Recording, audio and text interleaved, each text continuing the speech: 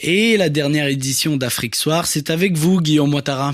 Bonsoir Gali, bonsoir à tous. Au programme de cette demi-heure d'information, Mayotte dévastée par le cyclone Chido, l'inquiétude monte face au risque de maladies infectieuses parmi les déplacés vers l'île d'Anjouan aux Comores.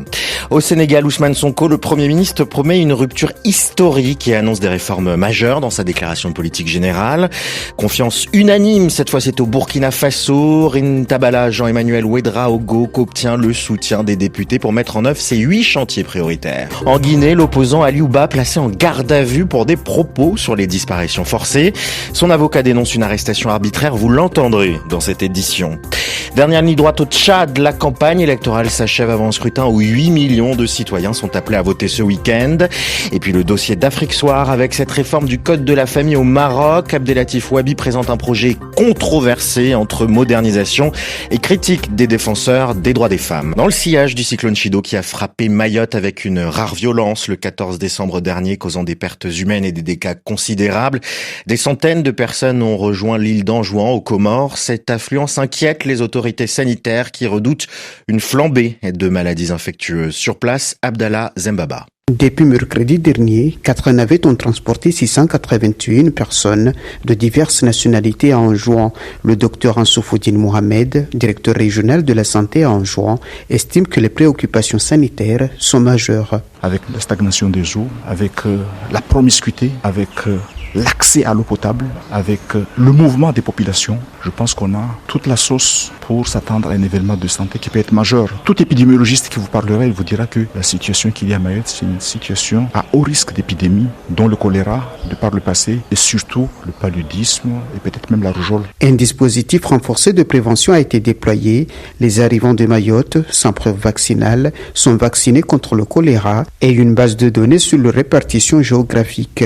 Dr Outiati Ahmed Seleman, épidémiologiste et responsable de la surveillance sanitaire à Anjouan. La prévention, c'est notre arme. On a des agents de santé communautaires au niveau de chaque localité. Nous avons beaucoup d'agents de santé communautaires. Au moins, chaque localité, il y a au moins 5 agents de santé communautaires. Chaque district, il y a une équipe d'intervention rapide qui travaille en collaboration avec les agents de santé communautaires en cas d'alerte. Les experts sanitaires soulignent que les 2 semaines à venir seront cruciales pour contenir tout éventuel foyer épidémique. Abdelham Zembaba Moutsamoudou, RFI.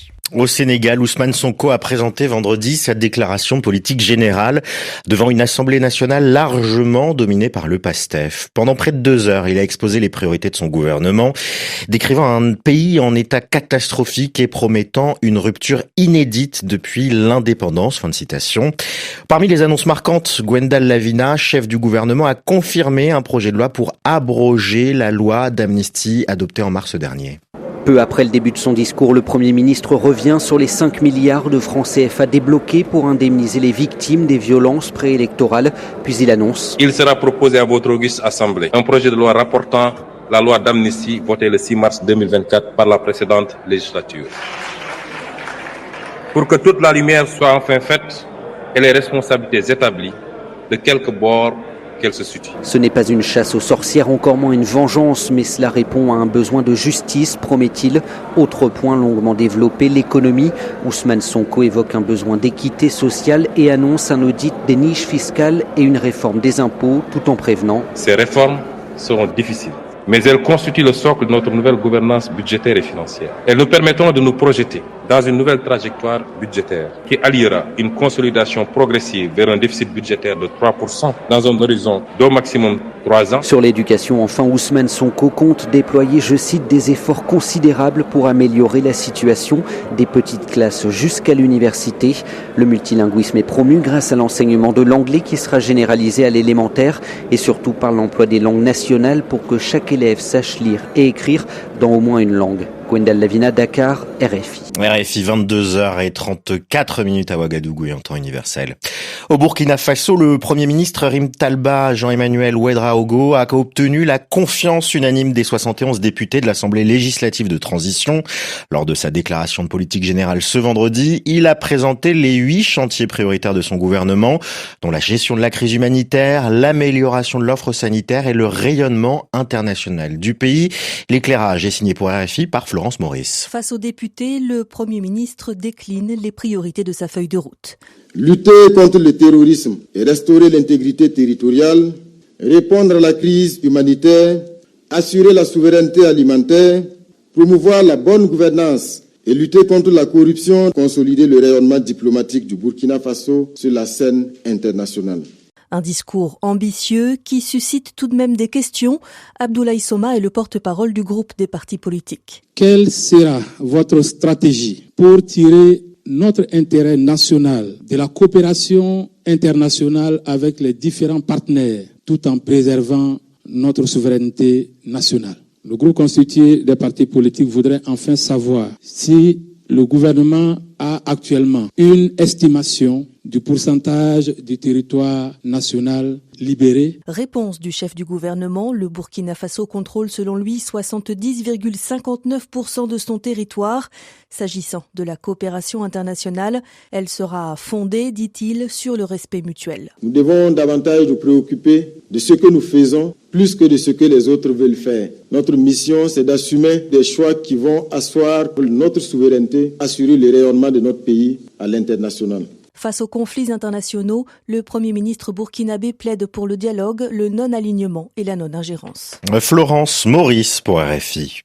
À Madagascar, un élu et des fonctionnaires ont été placés hier en détention dans 2 affaires de trafic distinctes.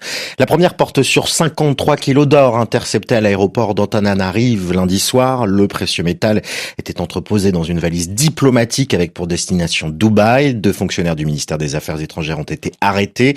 Un troisième est toujours recherché, accusé d'avoir signé de faux documents.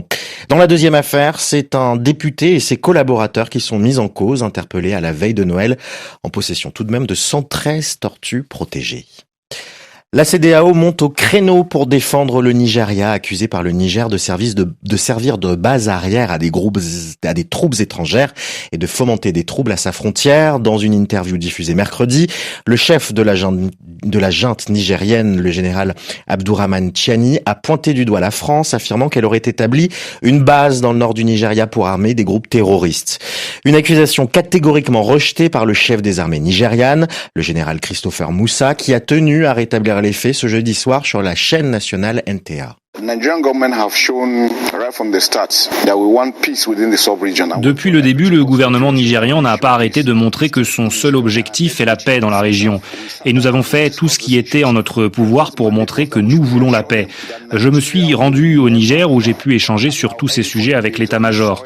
Notre président nous avait chargé de les assurer que le Nigeria n'a jamais permis et ne permettra jamais à une base étrangère, quelle qu'elle soit, de s'établir sur son sol. Nous ne l'avons jamais fait et nous ne le ferons jamais. À nos yeux, le Niger et le Nigeria partagent un lien particulier. Nous partageons 1500 kilomètres de frontières, nous partageons une culture commune, une religion commune et des affinités importantes. Nous ne souhaitons en aucun cas détruire cette relation et je suis sûr que si les Nigériens sont honnêtes, ils savent bien que nous avons fait tout ce qui était en notre pouvoir pour leur montrer que nous les aimons et que nous voulons travailler avec eux. Un extrait recueilli par Lisa Fabian pour RFI. Au Togo, la Commission électorale nationale indépendante a procédé ce vendredi à un réaménagement du calendrier de la première élection sénatoriale du pays. Fixée précédemment au 2 février, la date des élections sénatoriales, la première du genre, est désormais arrêtée au 15 février. Le dépôt des dossiers de candidature reprend dès ce samedi 28 décembre. C'est ce qu'indique l'institution organisatrice des élections. Direction la Guinée, où l'opposant Ali Ouba, leader du mouvement politique libéral, a été placé en garde à vue ce vendredi alors qu'il se rendait à Freetown, en Sierra Leone. Son arrestation serait liée à des propos sur les disparitions forcées dans le pays.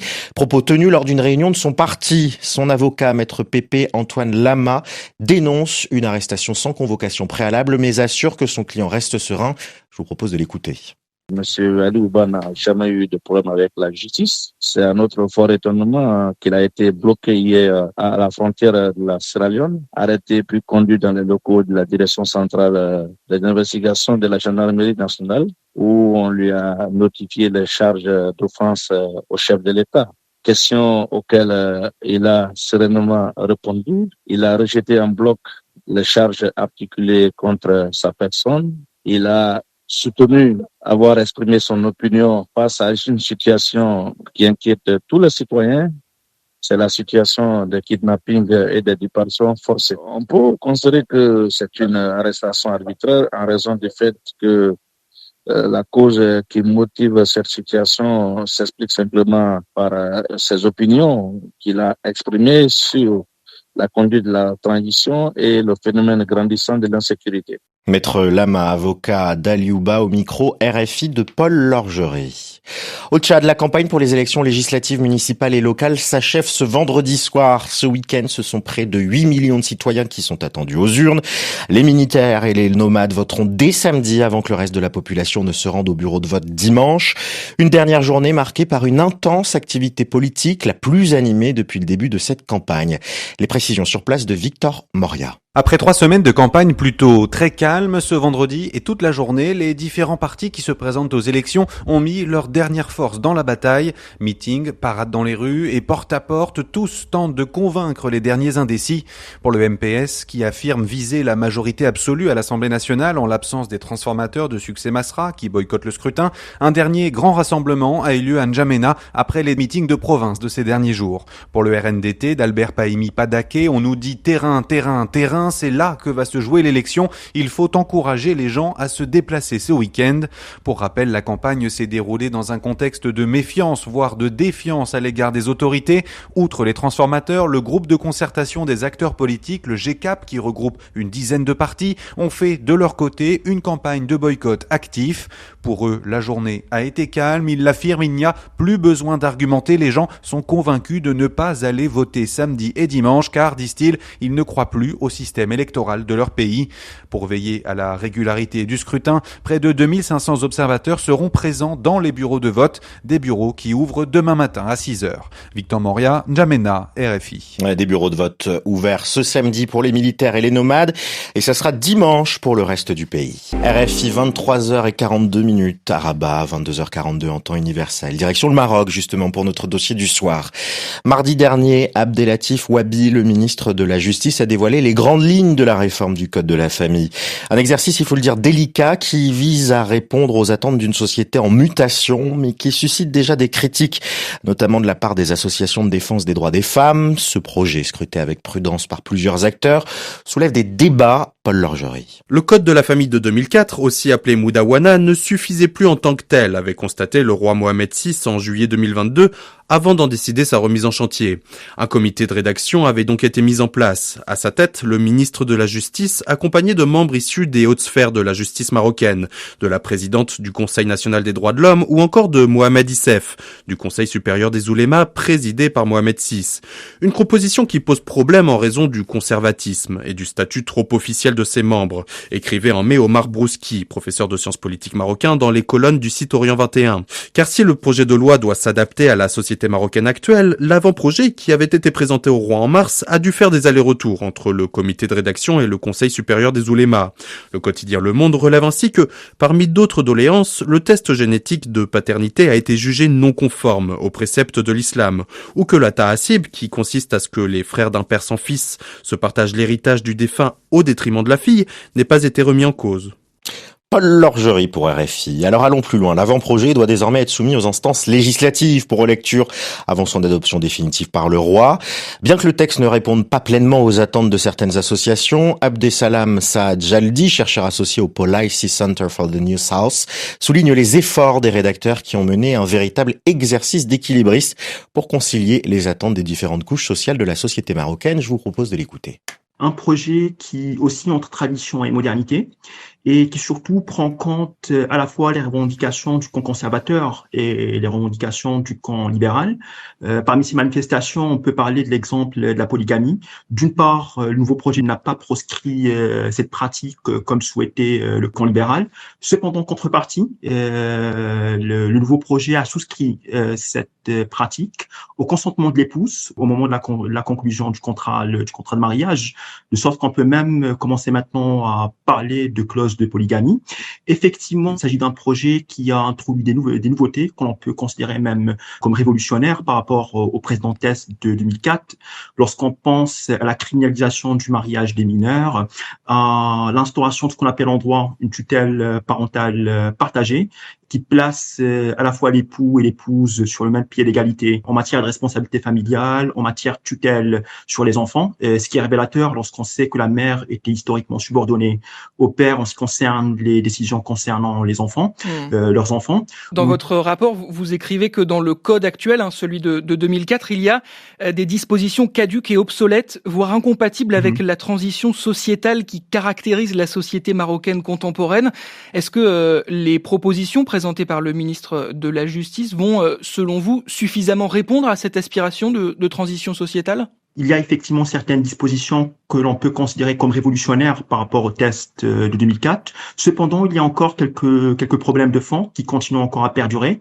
Lorsqu'on pense par exemple à la question du mariage de la fille à l'âge de 17 ans. Effectivement, le nouveau projet du Code de la famille avait fixé l'âge légal de mariage à 18 ans. Cependant, des exceptions peuvent être octroyées à la fille souhaitant se marier. Quelles sont ces exceptions, justement ? Cependant, alors justement, c'est ça le problème. Le nouveau projet ne définit pas vraiment quelles sont ces exceptions, ce qui peut éventuellement entraîner de dérives juridiques. C'est pourquoi d'ailleurs le roi Mohammed VI, le lundi dernier, avait notamment invité pas simplement le Conseil des Oulémas, mais aussi l'ensemble des acteurs de la réforme du Code de la famille, à prolonger davantage leur réflexion sur les sujets encore clivants de la réforme du Code de la famille, afin de parvenir à juste titre à la codification et à l'élaboration d'un nouveau Code de la famille inclusif qui prend en compte les transformations de la société marocaine, qui prend compte les besoins de la nouvelle société marocaine et qui aussi en mesure d'osciller entre tradition et modernité.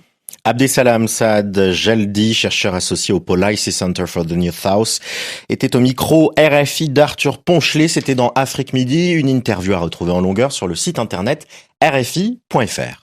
On passe au sport. Le 30 septembre dernier, la star congolaise du basket Dikembe Mutombo s'est éteinte à l'âge de 58 ans des suites d'un cancer du cerveau. L'annonce a évidemment dévasté le monde du ballon orange, alors, et même au-delà, tant l'ancien pivot NBA avait laissé son empreinte partout où il était passé. Dans les nombreux hommages, l'hôpital légué en héritage dans sa ville natale de Kinshasa était souvent cité pour souligner l'œuvre humanitaire qu'il a laissée derrière lui. Babacar Diarra. La largeur du double mètre 18 de Dikembe Mutombo n'égalait en rien sa générosité. En annonçant sa disparition, la NBA insistait sur ce trait de personnalité de l'homme avant même son palmarès de joueur. Ses 2 finales dans la Ligue nord-américaine de basket, ses 4 titres de meilleur défenseur, son geste du doigt devenu mythique après chaque contre sur ses adversaires. Tous ces faits de gloire passaient presque après son après-carrière qui a impacté plusieurs générations, à l'image du manager général des Toronto Raptors, le Nigérian Masai Ujiri, très ému. C'est dur pour moi de perdre ce gars, de vivre sans lui. Vous n'imaginez pas ce que Dikembe représentait pour moi. Il a fait de nous ce que nous sommes aujourd'hui. Ce gars est un géant, une personne incroyable. Qui sommes-nous sans Dikembe Mutombo ? La NBA a perdu l'un de ses ambassadeurs qu'elle paradait aux 4 coins de la planète pour des ateliers basket avec des enfants ou des événements réunissant ses légendes. L'Afrique doit-elle avancer sans l'un des pionniers du basket continental aux États-Unis, avec le Soudanais Manute Bol et le Nigérian Hakim Olajuwon? Il a pavé le chemin des représentants actuels du continent. Joël Embiid en tête. Il a fait de belles choses pour tant de personnes. C'était un modèle pour moi. C'est un jour triste. Dikembe Mutombo a été inhumé le 12 octobre dernier à Atlanta. Babacar Diarra pour RFI. En football, toujours, suite du 2e et dernier tour de qualification pour le prochain CHAN prévu en février prochain. Le Niger s'est qualifié après son nul 0-0. C'était face au Togo. Le match s'est joué au stade du 26 mars de Bamako au Mali. Le MENA A-Prime ayant fait nul 1-1 lors de la rencontre aller se qualifie grâce à la règle du but extérieur.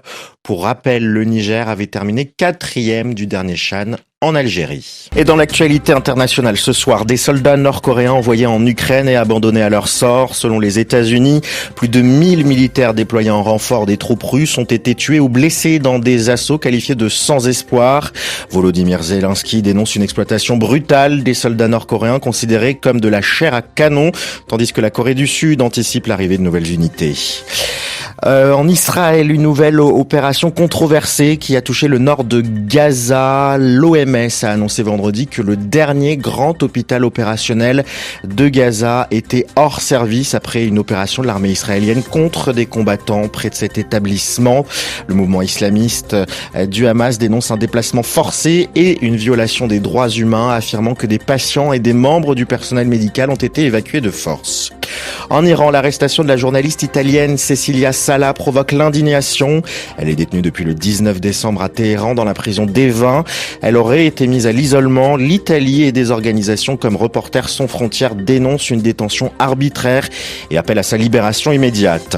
Et puis aux États-Unis, la crise des sans-abri atteint des sommets. Plus de 770 000 personnes sans domicile fixe ont été recensées en 2024.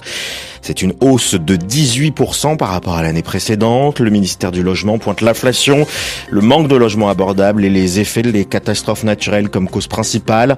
La Californie reste l'État le plus touché avec près d'un quart des sans-abri du pays. Le reportage d'Afrique Soir, et c'est l'une des traditions culturelles les plus emblématiques du Rwanda. La danse des Intor, les anciens guerriers du pays des 1000 collines, a été inscrite début décembre au patrimoine mondial immatériel de l'UNESCO, une reconnaissance qui fait la fierté des membres du Ballet national du Rwanda, gardien de l'héritage culturel du pays. Reportage sur place de Lucie Mouillot. Les pas suivent le rythme donné par les tambours. Dans la salle de répétition, le Ballet national se prépare à l'une des dernières représentations de l'année. Parmi les danseurs, Benon Tuyizere, membre de la troupe depuis plus de 8 ans. J'admirais les danses rwandaises quand j'étais petit et j'étais timide au début, mais j'ai appris grâce à des amis. Quand j'ai commencé, mon rêve était d'intégrer le ballet national. Et maintenant, je porte haut le drapeau de ma culture. Je danse au plus haut niveau. Et il n'y a pas de plus grande fierté que ça. Créé en 1973, le ballet national regroupe les meilleurs danseurs du pays.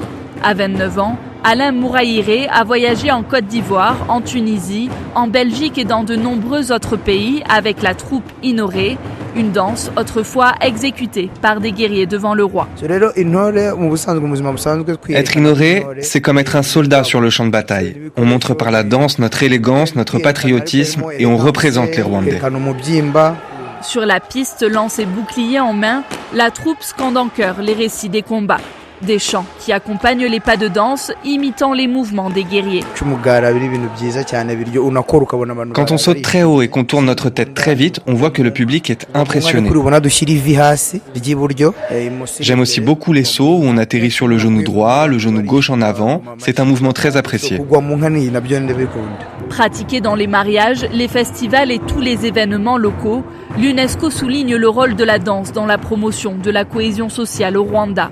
Un rôle unificateur déterminant après le génocide contre les Tutsis, explique Massamba Inoré, directeur artistique du Ballet national. La danse a été un outil de rassembler les gens et de faire un peu, pas oublier, mais de se reconforter, de s'associer, que tu sois d'une classe riche et pauvre, moyen, cultivateur, éleveur.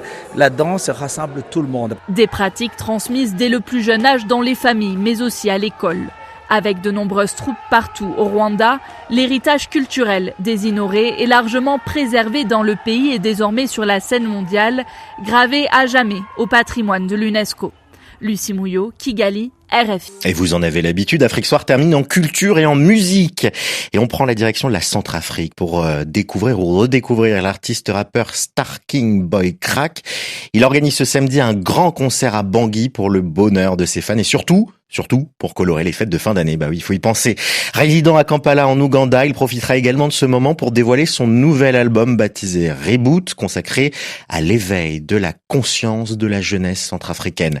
Le reportage de Rolf Steve Domialeux, qui a assisté ce vendredi matin à sa toute dernière répétition.